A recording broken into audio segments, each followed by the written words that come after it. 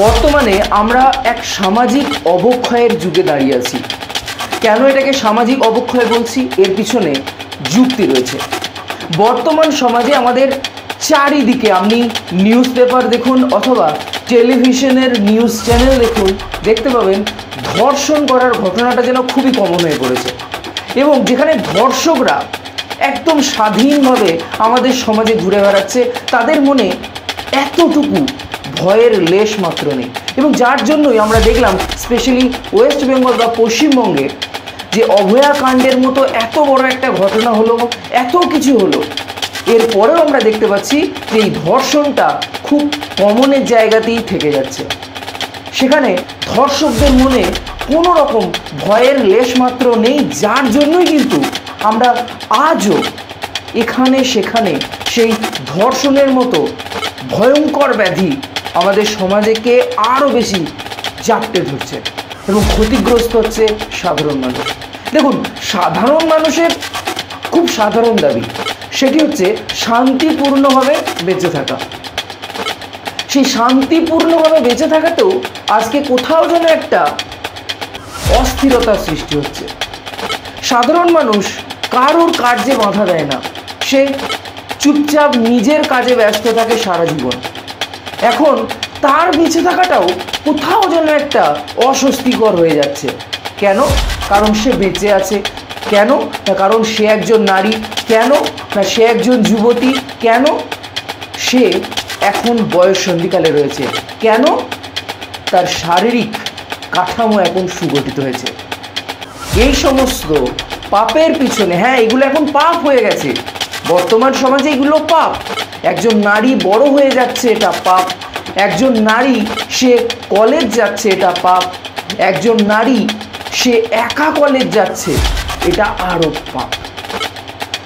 বর্তমান সমাজে আমাদের যে ঘটনাগুলো চারিপাশে ঘটে চলেছে, সেটা একজন সাধারণ মানুষ হিসেবে অবশ্যই মনে অস্থিরতা সৃষ্টি করে, মনে আশঙ্কার সৃষ্টি করে যে এরপর নেক্সট কি। আমাদের যেভাবে চারিদিকে এই ঘটনাগুলো ঘটে চলেছে, এক সময় হয়তো দেখা যাবে যে এই ঘটনাগুলো আজকে আমরা শুনছি কলকাতাতে হচ্ছে, দুদিন পর শুনবো বর্ধমানে হচ্ছে, পরে শুনবো প্রতিটা ডিস্ট্রিক্টে হচ্ছে এরকম ঘটনা, এবং আলটিমেটলি দেখব সর্বত্র হচ্ছে। এবং এই ব্যাধির পিছনে যারা রয়েছেন তারা বুক ফুলিয়ে নিশ্চিন্তে কাজ করে চলেছেন।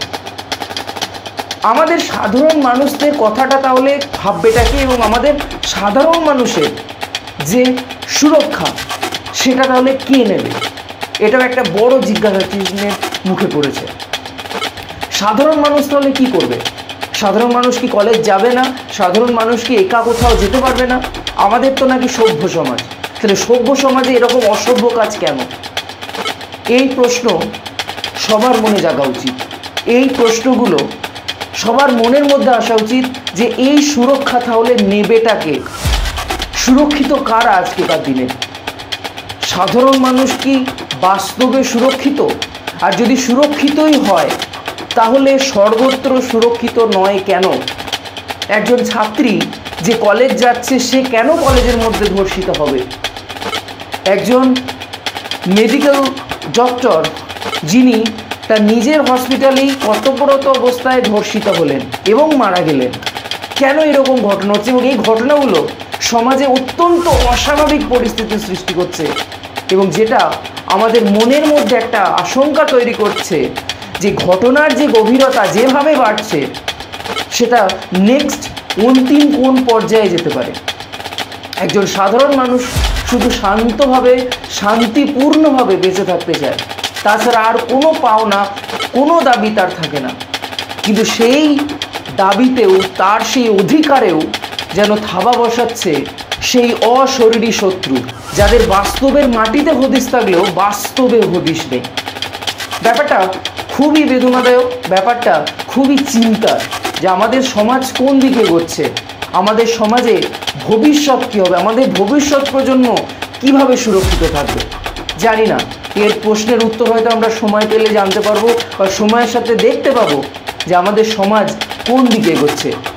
সভ্যতার নাম করে কি অসভ্যের দিকে এগোচ্ছে, নাকি সভ্যতার নাম করে আমাদের মানব সমাজটা আরও বেশি ধ্বংস হয়ে যাচ্ছে, আমাদের মানব সমাজের শান্তি নষ্ট হয়ে যাচ্ছে এবং আমাদের মানব সমাজের যে কারণে সভ্যতা গড়ে উঠেছিল সেই সভ্যতা গড়ে ওঠার কারণটাই হয়তো আজকে আমাদের ধ্বংসের কারণ হয়ে দাঁড়াচ্ছে।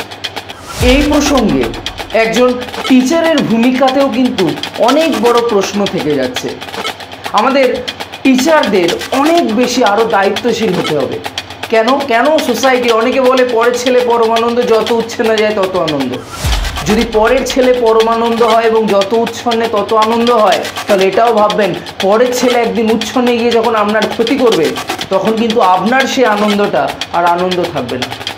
সুতরাং আমাদের প্রত্যেককে দায়িত্বশীল হতে হবে, স্পেশালি শিক্ষক সমাজকে, আমাদের যারা টিচার্স রয়েছেন তাদের প্রতি আমার আবেদন যে তারা দয়া করে স্কুল কলেজে তারা দয়া করে একজন ছাত্র বা ছাত্রী শিক্ষিত হতে না চাইলেও তার মধ্যে সেই বীজ বপন করার চেষ্টা করুন যাতে অন্তত সে ডিগ্রি পাক বা না পাক কিন্তু কলেজ থেকে বেরিয়ে যেন এমন অসামাজিক কোনো কাজ না করে যাতে আমাদের সমাজের ক্ষতি হয়।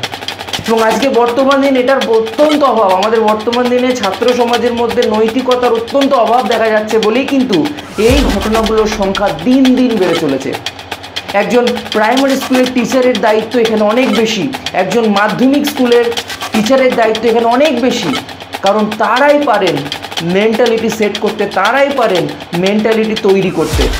এবং একজন কলেজ টিচার বা একজন অধ্যাপকেরও কিন্তু দায়িত্ব এখানে এড়ালে চলবে না। তাদেরও দায়িত্ব রয়েছে আমাদের সমাজকে ঠিকভাবে দিশা দেখানোর, আমাদের সমাজকে সুরক্ষিত করার। কারণ তারা যদি শিক্ষা ঠিকমতো না দেন, তারা যদি তাদের কর্তব্যে বিরত থাকেন, তাহলে ধীরে ধীরে এই শত্রুর সংখ্যা বাড়বে এবং একটা সময় হয়তো দেখা যাবে যে আমাদের গোটা সমাজে শত্রুর সংখ্যা এতটাই বেড়ে গেছে যে আমাদের হা হুতাশ করা ছাড়া আর কিছুই করার থাকবে না। ধন্যবাদ। এবং বক্তব্যে কোনো ভুল ত্রুটি হয়ে থাকলে মাফ করবেন। অত্যন্ত অপ্রীতিকর পরিস্থিতির মধ্যে আমরা এখন বসবাস করছি, যেখানে সত্যি এই ধরনের যে সামাজিক ব্যাধি সেগুলো আমাদের মননকে, আমাদের জীবনকে সত্যি ক্ষতিগ্রস্ত করছে।